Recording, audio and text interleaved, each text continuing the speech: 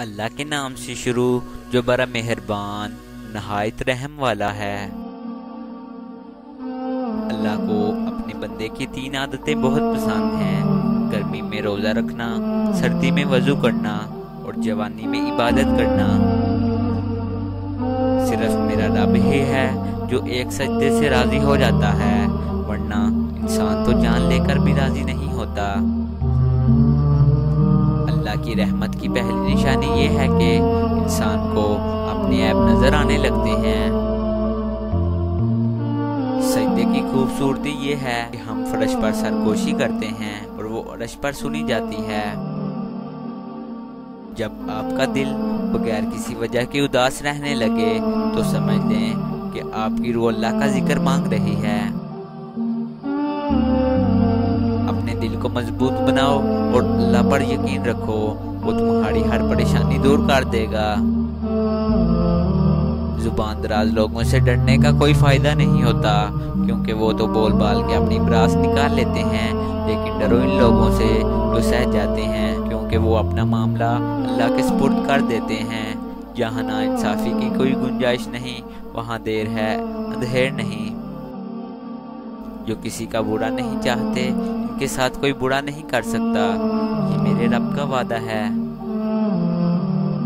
اس کے در پہ سکون ملتا ہے، اس کی عبادت سے نور ملتا ہے۔ جو جھک گیا اللہ کے سجدے میں، اسے کچھ نہ کچھ ضرور ملتا ہے۔ قرآن پاک کی خوبصورتی تو یہ ہے کہ آپ اس کے پیغام کو بدل نہیں سکتے، مگر ہاں وہ آپ کو ضرور بدل سکتا ہے۔ سورج کی شعاعیں کتنی تیز ہوتی ہیں، مگر معمولی سے بادل اس کی روشنی کو روک دیتے ہیں۔ اسی طرح گناہ کتنے بھی طاقتور کیوں نہ ہوں، نماز انہیں روک دیتی ہے۔ قرآن پاک کی پہلی سورہ ہی ہمیں الحمدللہ کا سبق دیتی ہے۔ زندگی کے اکثر مقامات پر میں نے جانا کہ میرے ساتھ سوائے اللہ کے کوئی نہیں ہے، اور تب ہی مجھے اندازہ ہوا کہ اللہ کا ساتھ ہونا کس قدر بہتر ہے۔ اوپر والے پر یقین رکھو، جن کے ایمان مضبوط ہوتے ہیں ان کے لیے معجزے ہوتے ہیں۔ کل کی فکر کیوں کرتے ہو؟ جب اللہ نے آج تک سنبھال لیا ہے تو وہ کل بھی سنبھال لے گا۔